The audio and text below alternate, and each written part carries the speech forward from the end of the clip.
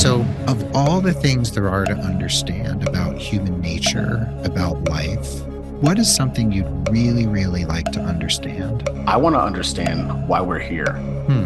Tell me more about that.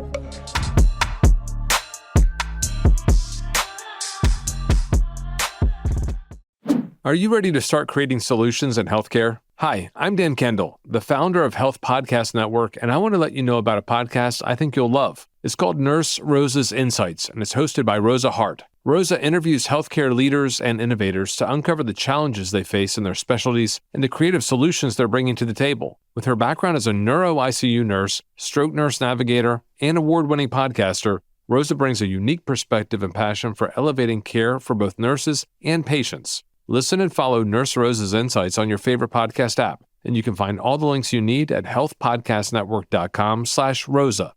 But the other 50% that are just like, hey, we're not going to help you with NCLEX, but we will give you, this review that you paid for because, they teach it better than we do. And that's okay. But then, a lot of these reviews are just, PowerPoint doing questions. They may go over strategies, they may not. But it really exposed the student, the review, and the school on how well, a student will do on this exam. What's it like to fail the NCLEX? And how can we best help new graduates succeed when it comes to approaching the NCLEX in a sane, healthy, effective, and a successful way, even when major setbacks occur? Let's talk all about it with nurse educator, author, speaker, and proud veteran Kevin Gibson, right here on episode 511 of The Nurse Keith Show. Hey there, this is Nurse Keith. This podcast is always about you and your personal professional development, your career, and the healthcare system writ large. And I'm here to share education, ideas, and informative interviews with some of the most inspiring people from the worlds of healthcare, nursing, medicine, entrepreneurship, and beyond. I love having you along for the ride, and I thank you from the bottom of my nurse podcaster's heart for being part of the growing Nurse Keith Nation. If you'd like to help other people find the show, leave a rating and review over on Apple Podcasts, and you can also share the show with anyone who you think might enjoy it or get something out of it. And no matter how you're interacting with us here at the Nurse Keith Show, including listening right now, we thank you for being here. Please head over to nursekeith.com to find the show notes for this episode. The show notes can also be found in any app where you happen to find yourself listening. And as I said today, we are here with Kevin Gibson. He is a nurse educator, author, speaker, a proud veteran, and an NCLEX expert. And Kevin, it's great to have you here. And I want to start by asking you this question. What percentage of people do you know or do you think fail the NCLEX when they take it? Well, according to the statistics, first-time test takers pass it 91%. According to all of 2024, it was a 91% pass rate for first-time test takers. Now, the 91% are there, but where are the other 9%? So those are the people that I really speak to the most. But first-time test takers, 91%. Yeah. Well, you know what? I was part of that 9%. I failed the NCLEX the first time I took it. It was demoralizing. It was upsetting. I couldn't believe it. I mean, even people in my class who did much, much worse than I did on tests and did worse than me in many aspects of our education at nursing school passed. And it was a really awful experience, but I had no choice but to turn it around, because what else can you possibly do if you don't pass the test? Yeah, absolutely. Because if you don't have a license, you can't take care of patients. And myself included, I failed the NCLEX 3 times and I passed on the 4th. And I'm pretty sure a lot of the listeners are just like, oh my goodness, he failed it 3 times. Like, what made you decide to keep going? And, in the military, I'm a proud veteran. I was in the Navy for 16 and a half years. And the one thing is we don't make excuses. We don't quit. We keep fighting. And who am I to quit when I know I have a lot riding on this? And I always had it in my mind that if I can quit on myself, I can very easily quit on somebody else. That's not any type of legacy that I want to leave behind for anyone that's going to be following in those footsteps. Right. What do you think are the factors from your perspective as an educator, as someone who's really studied the NCLEX, and you kind of know what it is that makes us all tick or not tick as right. If you think about the circumstance of taking a standardized test. So what is it that causes some of us, myself included, to not pass? Like, what are the factors that you think are the biggest ones that we have to overcome? Well, the very first one, it's a mindset thing because there's so much writing on it, as well as the amount of things that are said to you at the beginning. They're like, hey, you need to pass the NCLEX. And this is giving it from the perspective of a lot of educators. I'm speaking from personal experience while I was in nursing school, as well as testimonials from other students that I've had and I've coached in the past. You have a lot of those instructors that are just like, well, you want to pass in 85 questions. You don't want to fail. But then where's the what if? So the thing that makes us tick, it's the mindset of thinking like, if I fail, then it's all over for me. And then if I fail, there's no recovering. Or we'll say within our profession or some societal norms, or even people that are not in the profession,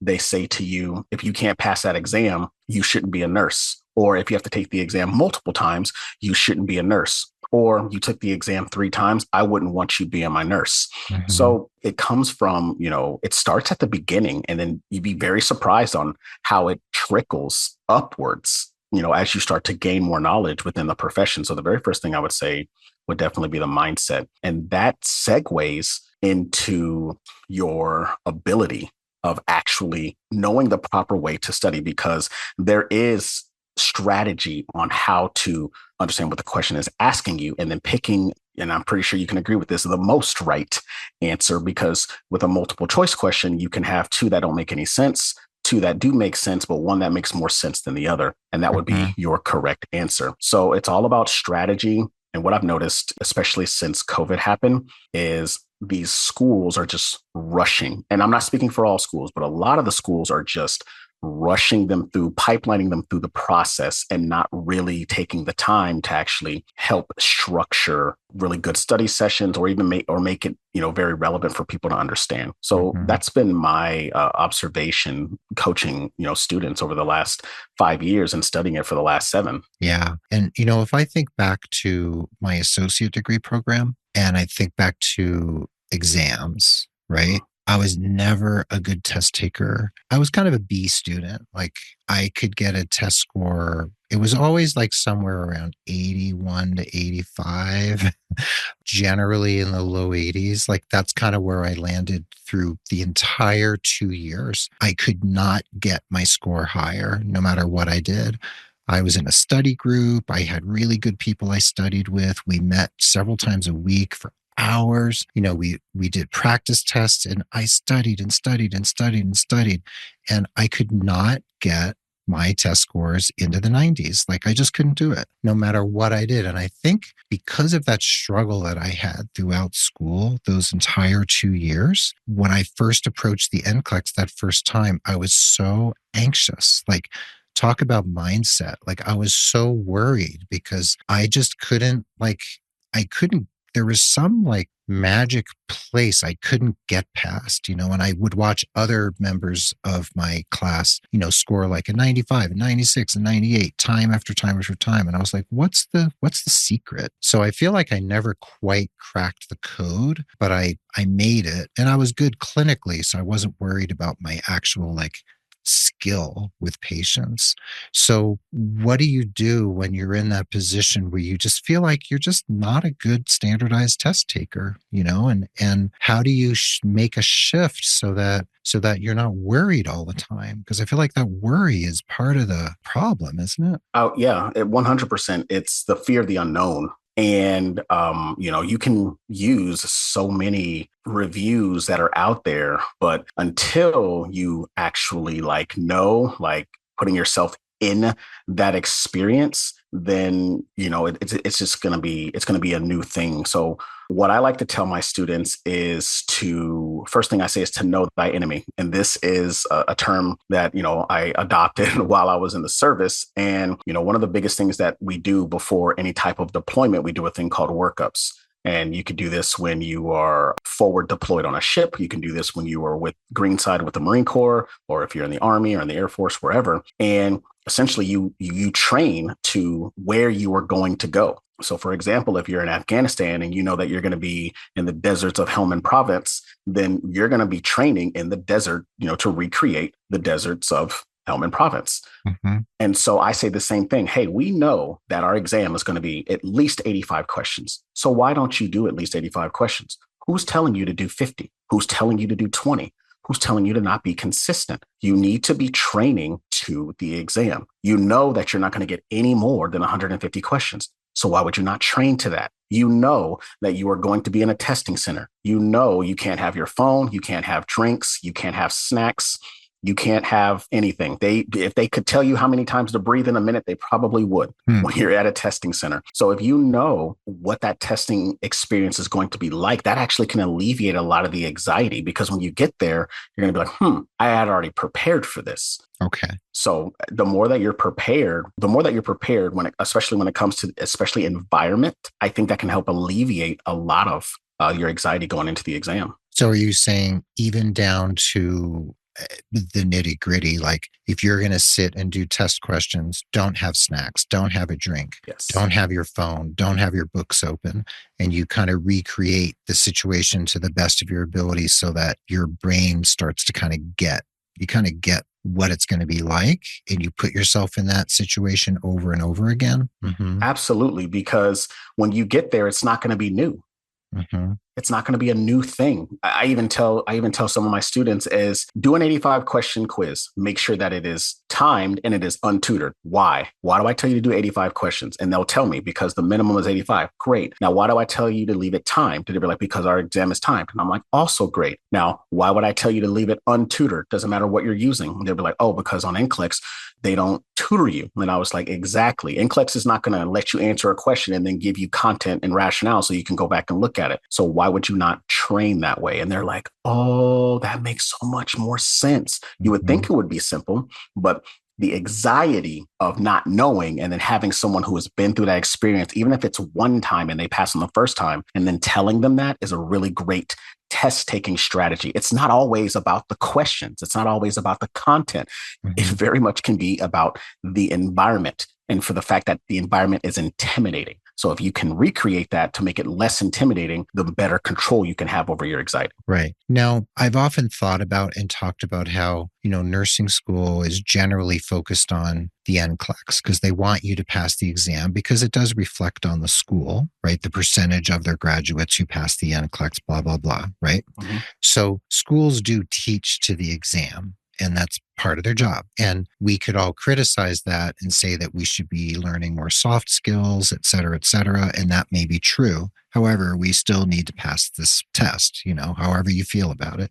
Uh-huh. So how do you feel in general?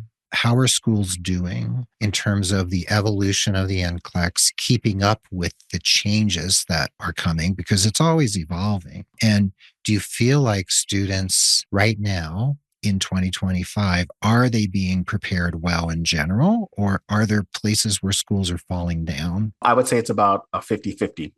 Disclaimer, not all schools are created equally. I'm going to say that again. Not all schools and their programs are created equally. But I have seen it's about a 50-50 split. Some schools don't help them with NCLEX. They help them pass and graduate, but then other schools incorporate, NCLEX practice, from the beginning of nursing school. And I am a very, very big proponent learning and understanding what the NCLEX is at the beginning. That way it is not new to you when you get to that testing center to sit for your licensing exam. And do I feel like that students are being prepared? The 50% that are going to the schools that are helping them, yeah. But the other 50% that are just like, hey, we're not going to help you with NCLEX, but we will give you, this review that you paid for because, they teach it better than we do.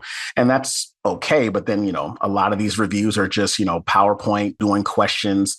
They may go over strategies, they may not, but it'll really expose the student, the review, and the school on how well, a student will do on this exam. Mm-hmm. And, what about culture, language, where you're coming from? We have a lot of international students. Do you work with students for whom maybe English is a second language? And does that add additional challenges that some people find difficult to overcome? Or do you feel like people still do well if they practice and do the type of preparation that you recommend? So I 100% have and still coach currently many students that English is their second language. Some is Spanish, some is French. I coach a student who lives in Nepal, and I'm like, isn't that where Mount Everest is? And they're just like, yeah. And I'm like, wow, because they want to come to the United States and work as a nurse. English is definitely a challenge for them, because what they'll do is that they'll read it in English, translate it to their native language, and then try to understand it.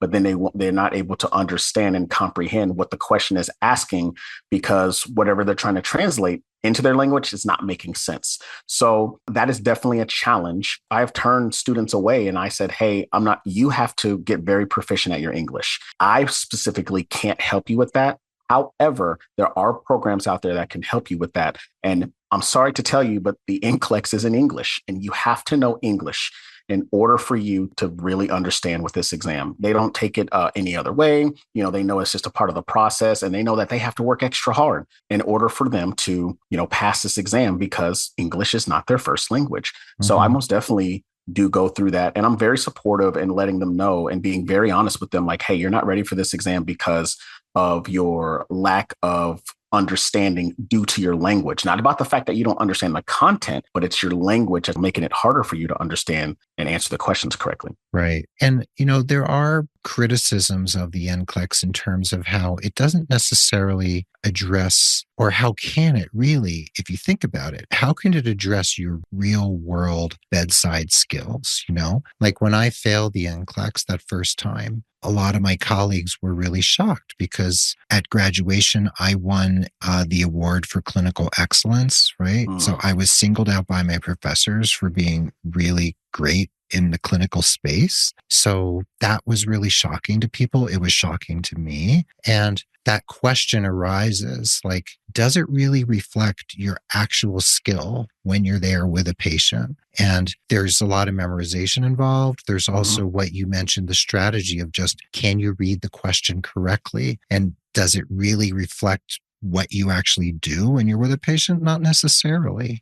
Right. But how do we get over that sense of almost like resentment that people have, that the standardized test doesn't reflect what we actually know and what we know we're capable of? Right. So to be completely honest, I don't think that the NCLEX is no longer and probably since the beginning, but no longer viable when it comes to taking care of a patient, because when you take care of a patient, it is all hands-on. Mm-hmm. Yes, you have to have the knowledge, and you get the basic knowledge from school. The NCLEX shows that, yeah, you're capable of being able to recall and memorize and use critical thinking, but you really don't put that into practice until you see it firsthand. Like the first time I saw somebody have a STEMI, I'm just like, okay, this is what the book said, but it doesn't give you that real world feeling of like, oh my God, somebody's having a STEMI. Mm-hmm. And so do I think that it is relevant? Still, yes. And I say yes, partly because of the case studies, because the case studies give you a lot more information. There's a lot less guessing if all the information is being given to you. Mm-hmm. Now, one thing I was talking to another colleague about this is I wish that the NCLEX was more like how doctors and surgeons do their board certification, such as they do their written portion, but then they also do the practical portion, and they have to pass both of them in order for them to work as a board certified surgeon or physician or what have you. Mm-hmm. And I mean, what's the best way? Like, you can literally take all the most common disease processes that we would see in the hospital from the nursing standpoint, DKA, myocardial infarction, whatever it may be, GI bleeds, and the students or the candidates through that scenario. And if they hit all the checks in the box in order for them to pass, boom, they get their license. Now, I know there's a lot of logistics and there's a lot of political things that will go into that, but I really truly think that putting people in the kinesthetic environment where they can truly touch the patient, mannequin, whatever it be, put them through the scenario, I really think it would give people more perspective on, hey, not only how important your critical thinking is, how important it is in real time, but how important it is as you go forth with this license, taking care of real patients. Right.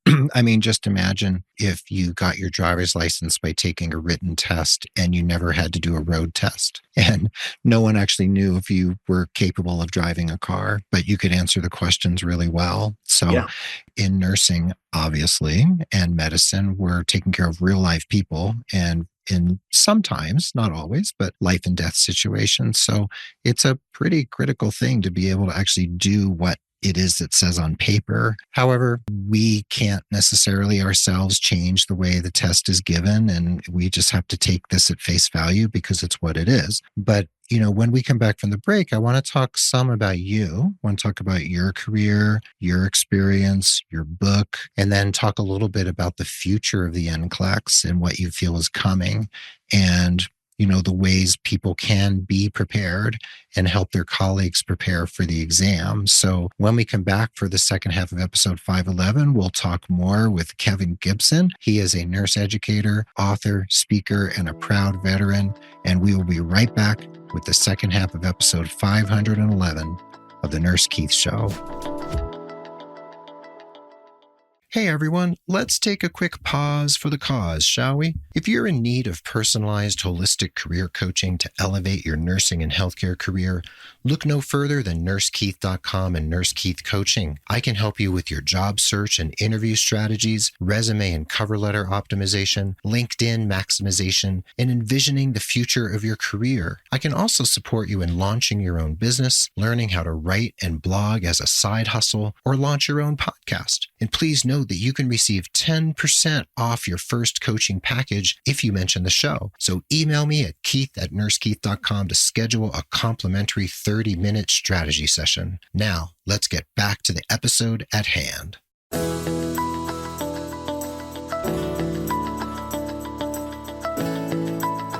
And welcome back to the second half of the episode. We're here again with friend of the pod and my new friend and colleague, Kevin Gibson. He is also known as the Boot Nurse, and you can find him at thebootnurse.com. And Kevin, first I want to talk about your career.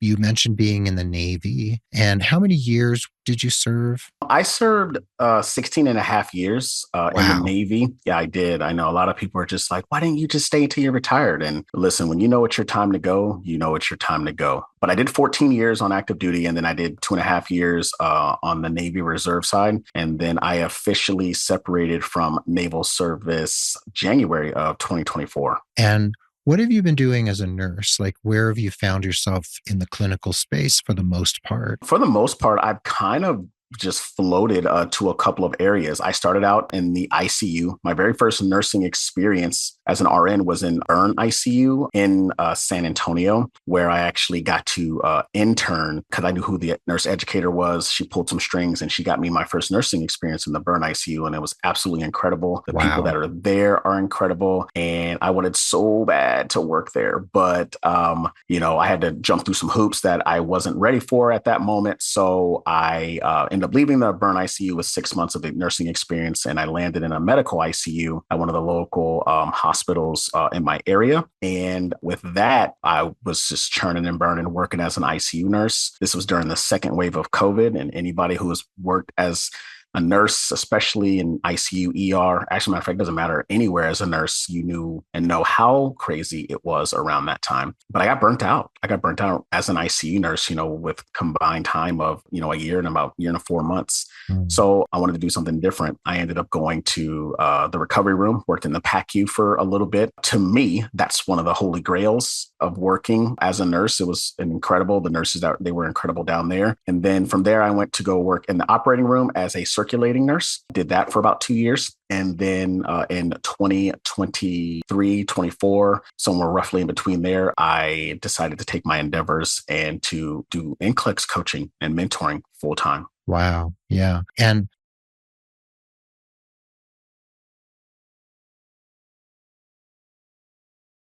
I'm assuming over Zoom, probably, over video. And then you also have a 7-day on-demand NCLEX course to help people prepare. So do you feel like the one-on-one coaching is absolutely necessary for most people? Or do you feel like some can do the course, read the book, and the one-on-one coaching isn't absolutely necessary for them to get into the mindset and do the preparation and be ready when they're going to sit down and, like you say, conquer it? Right. Well, just like I said, earlier in the podcast, first time test takers, 91% of them pass on the first time. And that's incredible.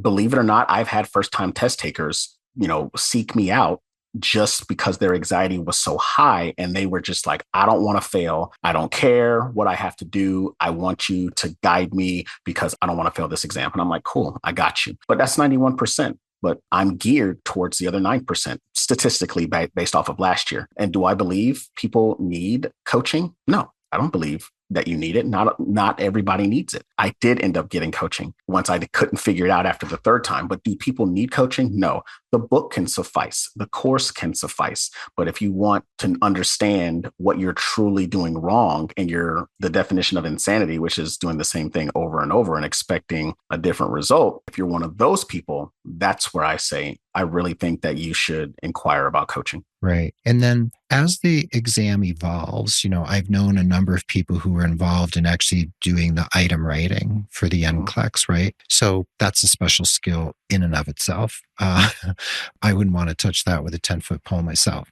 However, as it changes, and it has to change with what's going on out in the world, we have to also be prepared. My understanding is that I think, if I've heard correctly, there are starting to be questions about cannabis and cannabis nursing, because that's actually like a thing.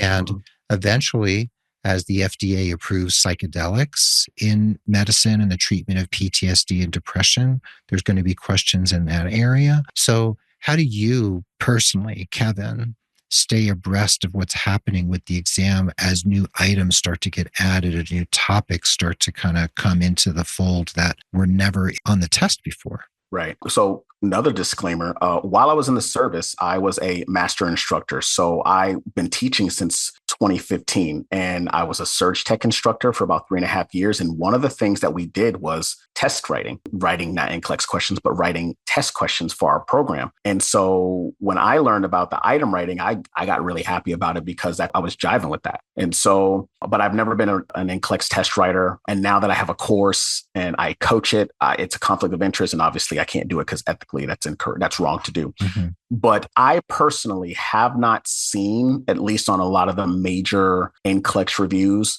specifically anything about cannabis. Now, what I do see is where they talk about holistic nursing, even specifically like on these reviews, they don't say anything about COVID. They'll talk about respiratory distress, which COVID would be considered respiratory distress. Mm-hmm. And so I personally have not seen that. But the way that I do really keep up with it is I am on the NCSBN's website. Like, it's going out of style. I get on that thing almost every day, like I would get on TikTok, and I subscribe to their mail letters. I actually went to the NCSBN's NCLEX was a semi-annual summit. It was back in September, and learned a lot about how case studies are working and what is coming down the pipeline from the National Council to essentially let people know, like, hey, this is what's coming and you need to be prepared for it. Mm-hmm. So you're trying your best to keep abreast of what's happening every day. And I'm sure students are anxious about what the changes are, but we also just have to trust ourselves, I guess, to a large extent, that based on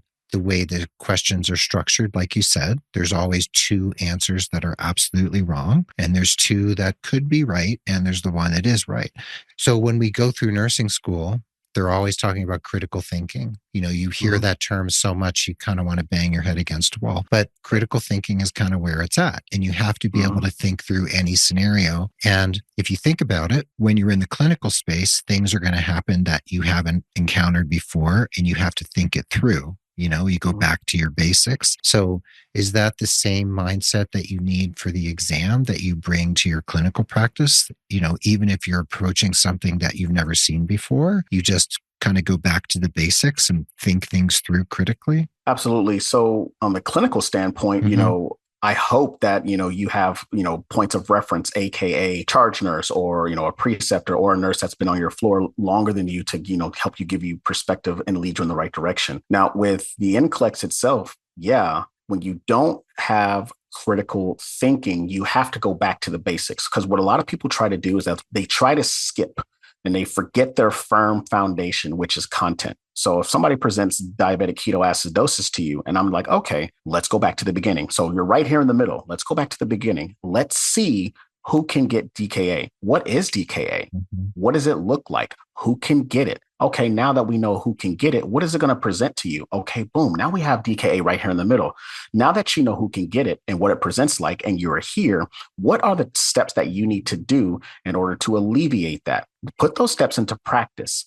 And then once you put them into practice, now you're going to turn around and say, did the action steps that I do, did they work? That is critical thinking. When you break it down for somebody like that, they're just like, wow, that makes so much sense. And I say, because you're trying to rush the process. You're trying to start in the middle to get to the end versus you have to be at the beginning in order to get to the end. And that's how I explain critical thinking. And it is very needed because nurses are getting more responsibility. People are getting older. People are getting sicker. People are getting more complex. So you have to realize the amount of responsibility that you are getting as a licensed practical nurse and a registered nurse. Mm-hmm. You have to be able to understand those things so you can take care of your patients properly. Right, right. So for people who come to you when they have anxiety, when they have kind of the lack of self-esteem to approach the test in a way where they feel like they're going to be able to do it, they're going to be able to conquer it. And their mind, what I remember from myself, there's just sort of this muddle that happens based on the anxiety, based on the stress and the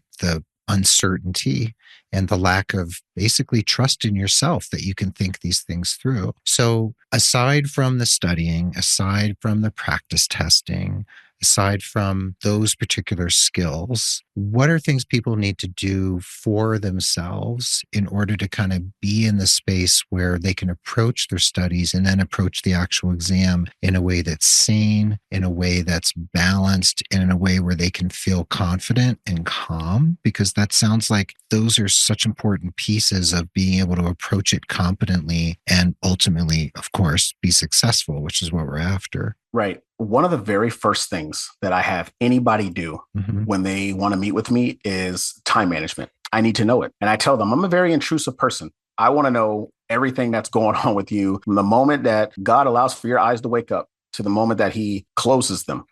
I want to know what you're doing, because if you don't have an understanding of where your time is going, how can you study effectively? And I was like, I've worked with people who are single mothers who have 4 children. I worked with a young lady early 20s, lives with her parents, doesn't have a job. I've worked with single fathers, worked with moms who are stay at home, who, have life altering experiences happen in the middle of our coaching sessions. But the biggest thing that I tell you, I'm just like, all right, what do we have control over? We all have the same 24 hours in a day. Now, how are we going to allocate them? You tell me you've been studying. You study for 4 hours, but what's the quality of that studying? Are you telling me that you did 3,000 questions, but did you do 3,000 questions over the span of 6 months? Did you do them back to back? Did you read your rationale? Did you go back and look up the content that you didn't understand? But it all stems from time management, the accountability that goes in of what you do and what you haven't done. You have to be honest with yourself. And I tell them, you can lie all you want, but when you fill out this form and this tracker, these numbers are not going to lie to me. And you have to be honest with yourself, because I'm not taking this exam for you. I wouldn't want to take this exam for you. So you have to be honest with yourself, your time management, and be accountable for what you do and for what you don't do. Right. And then, once we pass, and we're all happy when we do, what's your view on kind of the lifelong learning that happens once you become a nurse? And how does your experience of nursing school, studying for the NCLEX, taking the exam, getting licensed, maybe moving on to become certified in emergency nursing or to get your whatever certification you want to pursue once you're out of school and you're licensed and out in the world, how does that reflect on your broader journey as you move forward? Because a lot of our careers are long, 20, 30, 40, 50 years. So there's a lot of learning ahead of us, and it doesn't stop once you get that license in your hand. Right. Actually, that is the NCLEX is just a flash in the pan. Mm-hmm. It's there and then it's gone. That's why they tell you to prepare as much as you can for it. That way you don't have to take this exam again. But if you do take the exam again, it's okay. It's okay if you take that exam. Now, as you prepare going forward, yeah, we are lifelong learners. One of the questions I always like to ask is, what type of nurse do you want to be? And they'll be like, someone will tell me psych, or someone tell me MP, someone will tell me CRNA or flight nursing. And I'm like, okay, so the same process that I'm teaching you right now is going to be the same structured process that you would want to do as you pursue that additional aspect of nursing.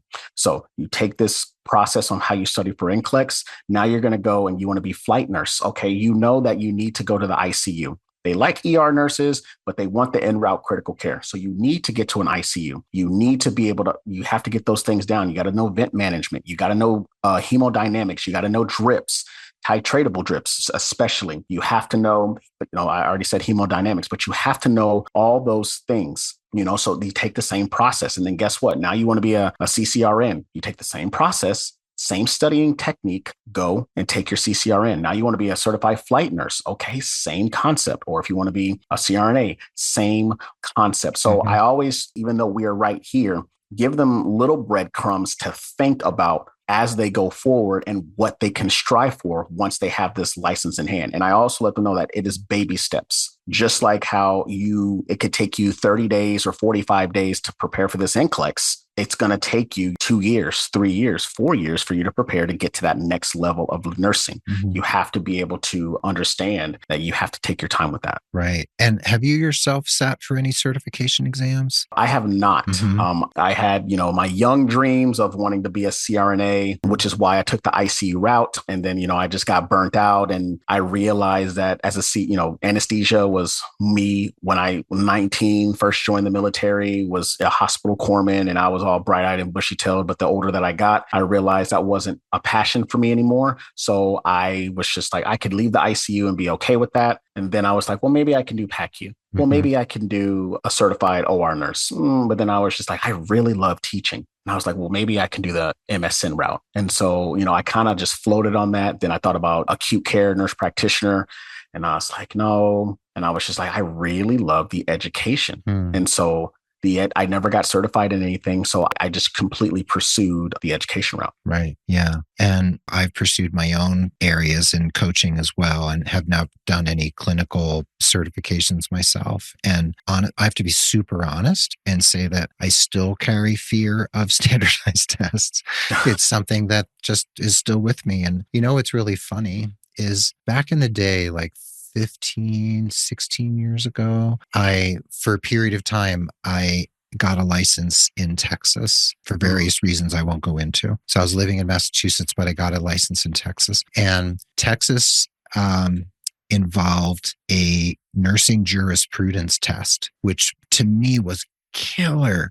But the lucky thing was that it was actually an open book test where you could actually have, it was like this 500-page PDF or something of all the jurisprudence. And it might be one of the only states that has this sort of exam. And that exam almost killed me. I felt like the stress of that exam was so intense for me because I needed this license to do what I needed to do. And it was a bear for me, preparing for it, actually going through the stress. And I passed, I think, by the skin of my teeth. So I still carry this fear. And I'm curious, in terms of carrying fear, like when you fail the NCLEX or you failed a standardized test like this, it can affect your self-esteem. So what do you tell people who you're working with who've failed once, twice, whatever, 3 times? How do they recover, I guess, psycho-emotionally from this experience and not let it color how they feel about themselves in terms of their self-esteem as clinicians? Like, what do you do to move past this experience? Well, one of the biggest things that I tell them is look at who you're talking to. Like, I was exactly in your shoes. The biggest thing I love about being a coach and a mentor, specifically for NCLEX, is that I'm relevant. Because a lot of people, when they get their license, they're just like, I got my license, flash in the pan, and I am gone. Like, I don't ever want to think about this exam again. Good luck to everybody else that's taking it. But I show myself as an example. I openly tell people on social media that I have failed this exam, on top of the fact that I'll even show them my candidate performance reports. Mm-hmm. And I was just like, none of y'all would have known that. And I'm a good nurse. You would have never known that. But the whole point is to show you that your failures do not dictate who you are and what you are going to become. So I'm one of those people, hey, we punch fear right in the face. You get a whole 24 hours to have a pity party. I like on hour 25, don't come to me crying. Like, you better come to me ready with you better come to me ready to take action, because I want results and no excuses. So when you get that candidate performance report, now I'm getting real Navy right now. You hear my tone change? I hear that. Now, I was like, when you get that candidate performance report, you need to do a self-audit. What did I do? What did I not do that was not well? Now, that goes back to your time management. That goes back to your accountability. That goes back to what areas of my studying did I not do well on? Did I only do 20 questions at a time? Did I take an hour to do 4 questions and then take a nap on the couch? Because that's what I did when I was unsuccessful. Was I accountable for the things that I did and I didn't do? Like, you go down this list. If at any of those points that you're just like, I know that I didn't do that, then you know that's an area you need to fix. It doesn't take coaching for me to tell you that. But if you want me to tell you that, I will tell you that. And I tell people that often, at least 3 times a week when I'm on TikTok. So that's probably the biggest thing that I like to tell people is you have to get out of your own way, because it's only you that's going to take this exam. You have to get out of your own way. I like to call that getting off the beach. And I think the way you've been talking for the last minute or 2 minutes is why you call yourself the boot nurse, right? Correct. Yeah, correct. So this goes back to the idea of boot camp and sort of that military mindset, and you have to kind of kick your own butt, right? Absolutely. It stemmed from, I was active duty in the military when I started this whole, NCLEX coaching journey. I actually got my nursing license and got my nursing degree while I was active duty in the military. And a lot of people were just like, how did you do that? I'm just like, I had really great leadership and it took a lot of patience. There's sometimes I wanted to give up, but I'm glad that I didn't give up on myself. Yeah, of course. But it started with the uniform, as in, people recognize the fact that, he has military boots, he has this uniform.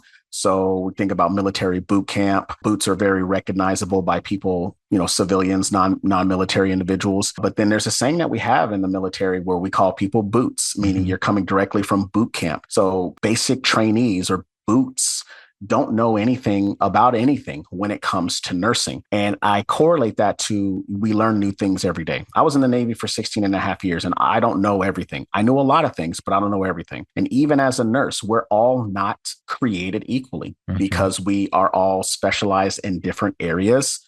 Some people in research, some people on the clinical side. So I like to let people know, like, hey, it's okay for you to learn new things every day. That's what's going to make you a better nurse. But we're not all created equally. And that's, the other portion of that as well. Right. I appreciate that and appreciate the mentorship you're offering out there in the world. And people can find you at thebootnurse.com, and you're The Boot Nurse on Facebook and Instagram and TikTok.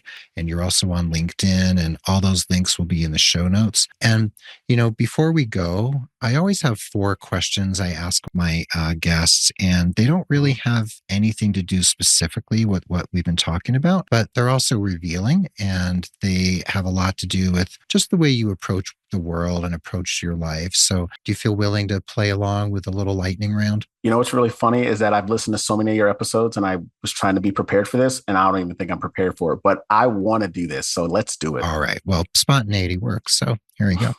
So of all the things there are to understand about human nature, about life, what is something you'd really, really like to understand? I want to understand why we're here.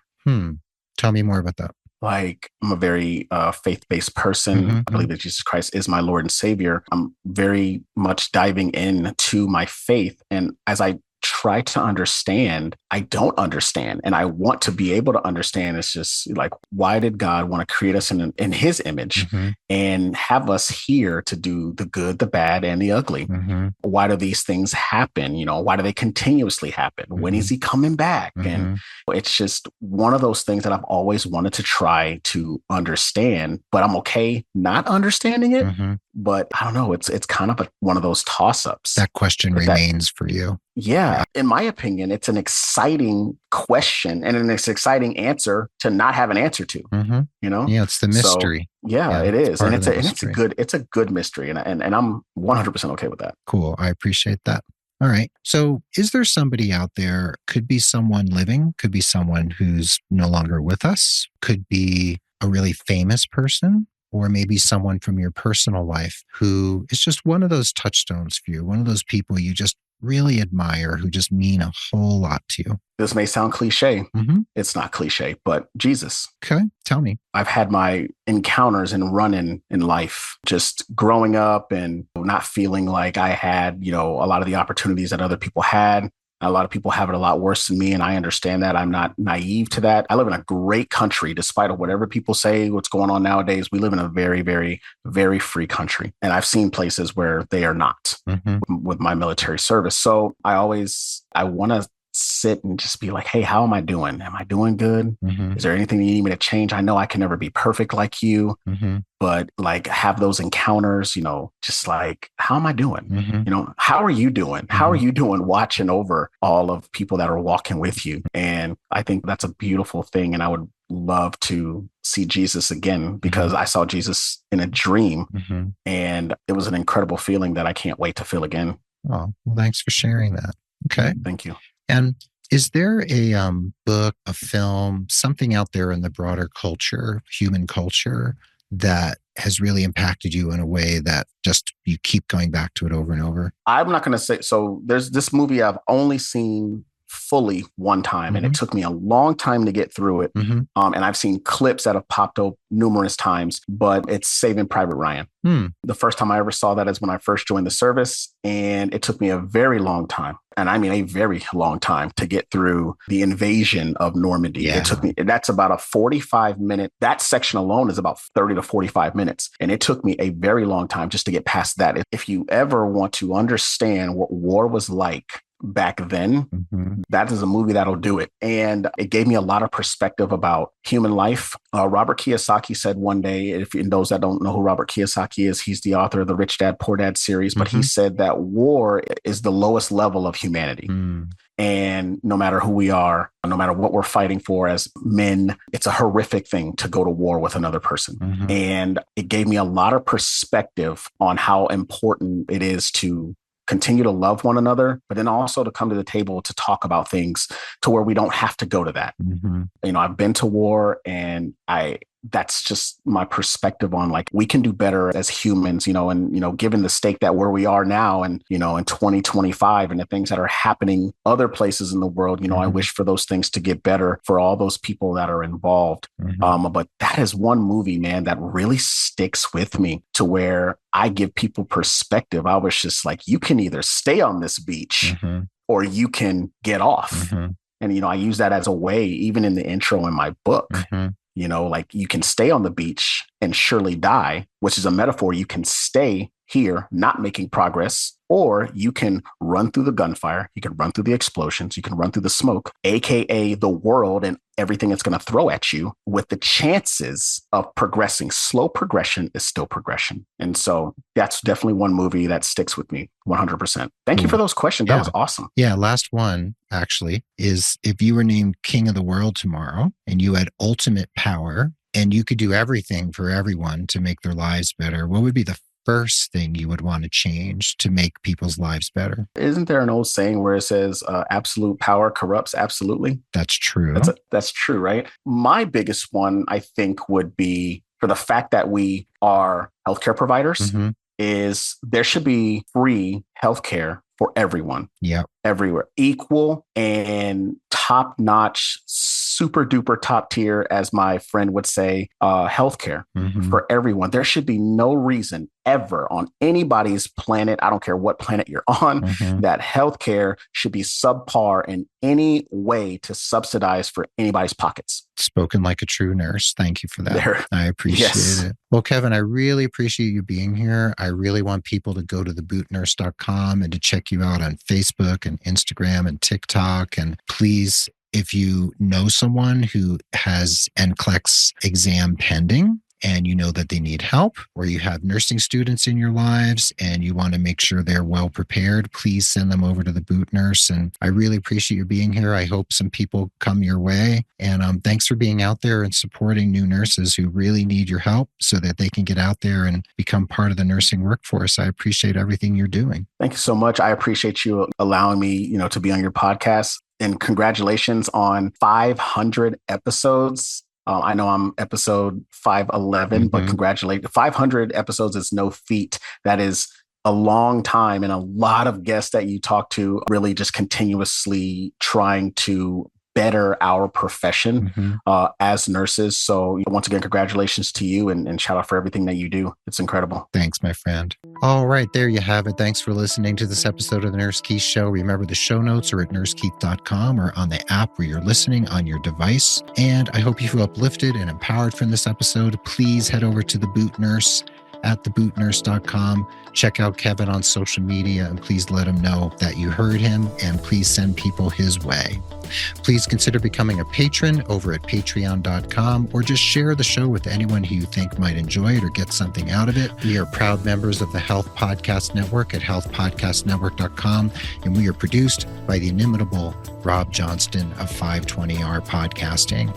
And I'll leave you with this quote by the musician Robert Fripp: "May my living honor my parents. May my living repay the debt of my existence." Be well, dig deep, seek joy, keep in touch. And this is Nurse Keith saying adios till next time from beautiful Santa Fe, New Mexico. And Kevin Gibson of the Boot Nurse saying arrivederci from San Antonio, Texas. All right. Thank you, Kevin. Thanks to everyone for listening. And we'll catch you, of course, on the proverbial flip side.